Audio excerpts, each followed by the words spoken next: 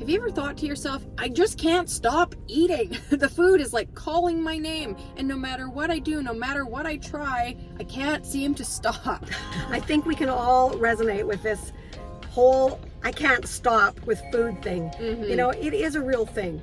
We call it, we're feeding our feelings rather than Feeling our That's feelings. Right. That's right. It's hard to say. Yeah, feeding our feelings instead of actually feeling them. Another way that maybe you've heard it said before is eating your emotions or emotional eating. And I think it's something that we all struggle with because many of us, in fact, I'm going to say pretty much all of us have some mixed up relational things to do with food.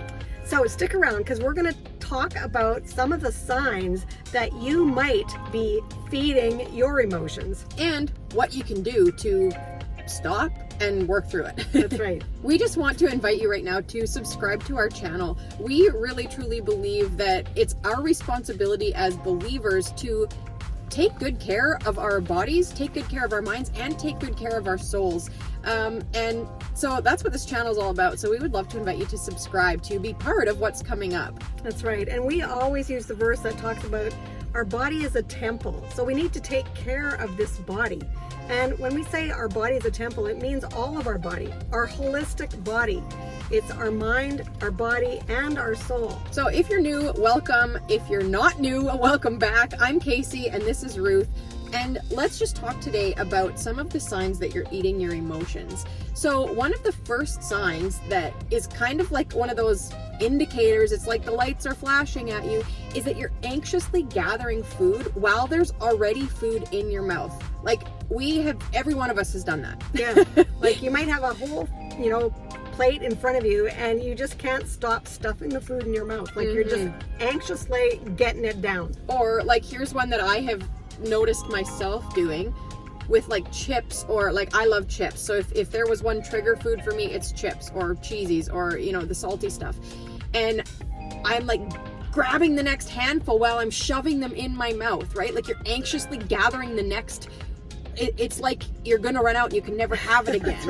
Right? And there's a whole bag sitting in front of you. There's a whole grocery store lined up with shelves, but you're anxiously grabbing at it like as though you can't get enough fast enough. That's right. And that seems so silly when you actually say it out loud. If you say that about yourself, like, I can't get enough, and there's a whole bag in front of you, you know how silly it sounds, but it's still how you feel.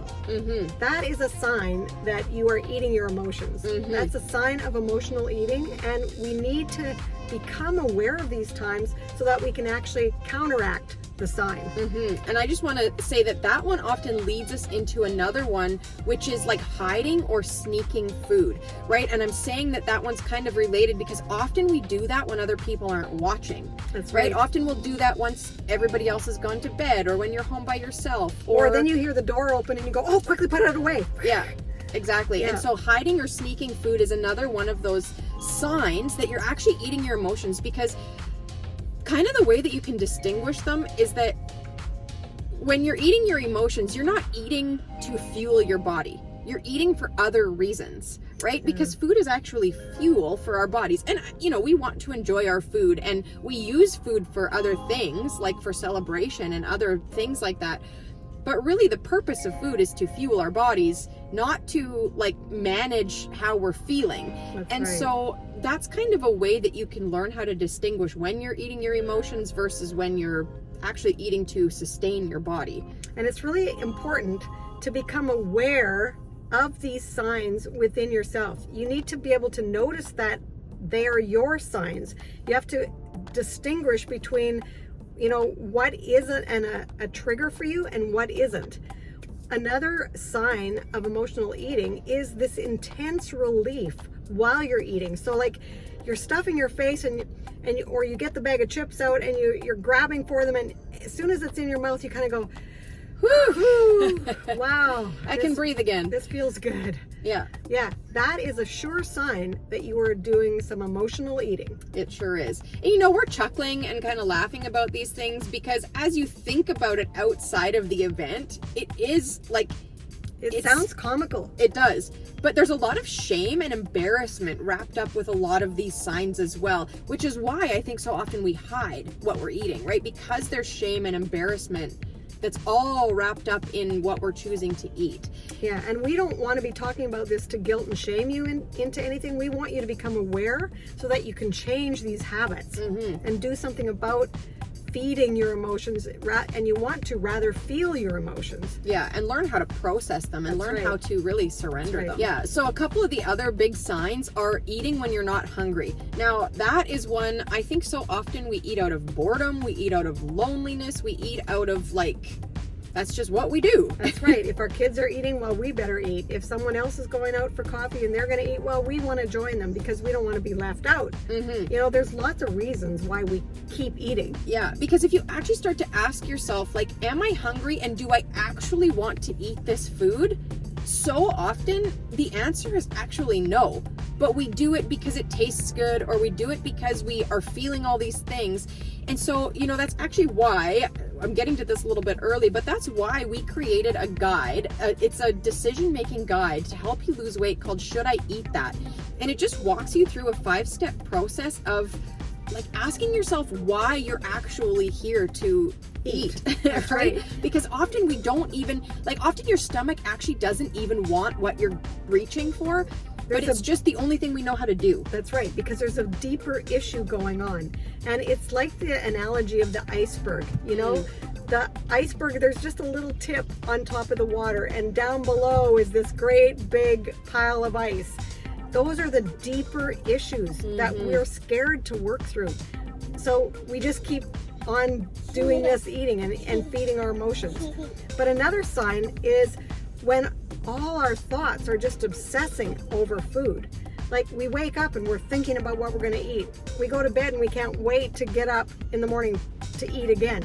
Or, we get to bed and we start to think about food and we go, oh, I'm really hungry. I want to get up and eat. Oh, we're just obsessed about eating. Or you're at work and you know that there's donuts in the break room and you sit in your office and literally get nothing done all day because all you can think about is the donuts. That's and right. When you're going to go have one, or how badly you want one, but you're trying not to.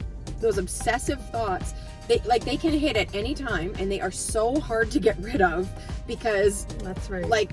It's just all we know how to do and think about. Right. Yeah. So what do we do when we figure out and actually are aware of all these signs that we have in our own lives about emotional eating? We might say, hey, that was me, or oh, that was me too. Oh, I do that too. In the comments, why don't you tell us which sign you relate to the most? And I think for me, the one that I can relate to the most is eating when I'm not hungry. That one, if I think about, if I let myself, I could eat all day long. Just like I'm sure so many of us could, because I could. Food has been chemically altered in our world today so that we can just keep eating and we don't feel that sensation of feeling too full. I heard this example a while ago of if you think about eating an entire bag of chips, we could all do that in one sitting, no problem. And then go eat supper afterwards because we don't even feel full.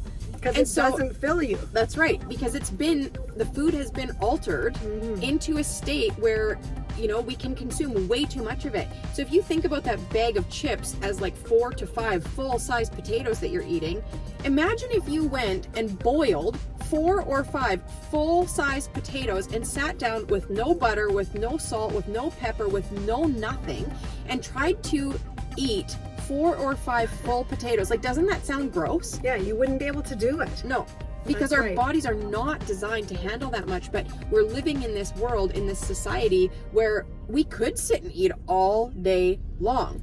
That's right. And the foods have been altered, like you said, so much, and there's so many additives and preservatives and food colorings and all this stuff that absolutely causes our cravings. So once we start, we just keep craving and go back for more and more and more. Exactly. So what do we do? That's the question, right? We all know, and in fact, tell us in the comments which one you can relate to the most. Like I said, we all can relate to some sign of emotional eating, but what do we do? Well, I think the first thing that we have to become aware. Yeah, that's the first step. A is awareness. And, if we aren't aware, how can we change? But these are habits that we have gotten ourselves into, maybe because we don't want to deal with the issues at hand, or maybe it is just boredom and loneliness, but we still don't want to deal with that issue. So becoming aware every time we go for food and recognize that wow, we're feeding our emotions. I'm not hungry, I'm just eating. Well, then we can do something about it. In fact, I want to say a lot of times it's habit, and a lot of times I think it's a coping mechanism. Yeah. Because life is hard, right? That's right. And we feel good when we're eating. Yeah, we do. It's There's pleasure. no question about it. Yeah. And so I think that's the second step that we want to share with you today, is first to become aware, and then secondly, we have to surrender it. We have to surrender this area of our life to God. And you know, Ruth and I, after working with thousands and thousands of women in regards to like redefining their relationship with food, what we have found is that as Christian women, like 99% of women say to us, I have never thought about inviting God into this area of my life. Yeah, which is weird, right? They've never thought about inviting God into their weight loss journey because they think they can do it alone.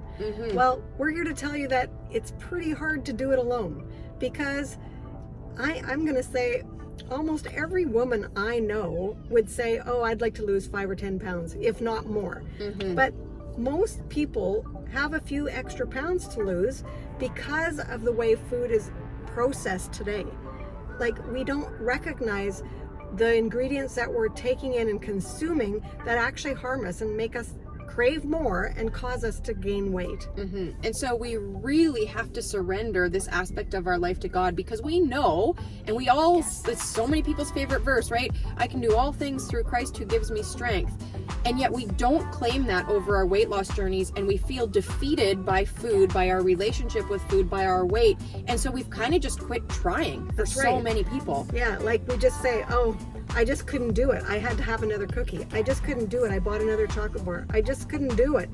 And we're here to say, what you're saying is that you're telling God that it's not possible. Well, and we're told that there's always a way out of temptation, but we have to be willing to take the escape route. And that's hard, right? Nowhere does it say that taking the escape from the temptation is easy. No. It's hard, right? But we always have a way out. We're told that, but we have to be willing to take it, and we have to be willing, I'm going to say, to suffer through the consequences of not indulging in what we want. That's right. Because it feels good in the moment to eat. That's right. And that's why we say we have to surrender it all to God. We have to surrender all of the signs that we are emotionally eating, all of the signs that tell us that we're eating for no reason. We're not eating to fuel our body. We're eating to cause... To satisfy our feelings. Yeah, to satisfy our feelings, to calm us down. And so when we talk about having a way out, and when we talk about there's always a way out of temptation, you know, one of the ways that we can let ourselves have an escape route is to have something to replace the behavior with. So if your go-to is chocolate bars, and you know that, you know, every day at 4 o'clock when work gets stressful that you go for a chocolate bar, well, find something to replace that behavior with. Maybe at 4 o'clock you need to start getting up and going for a walk around the block. Maybe you're going to drink like 2 glasses of water so that your tummy feels full in that moment. But you have to do something different intentionally. Maybe you're going to have a pack of gum and chew a piece of gum at 4 o'clock instead of that chocolate bar, right? You have to find something else. And is it going to be hard? Yep. Yep, it is going to be hard because it takes a while to develop new habits. It doesn't happen overnight. It's just like, you know, I just was reading recently about when we're trying to produce the fruits of the Spirit, it doesn't happen overnight. A seed isn't planted and you pick the fruit tomorrow. No, it takes work. It takes time. It takes effort.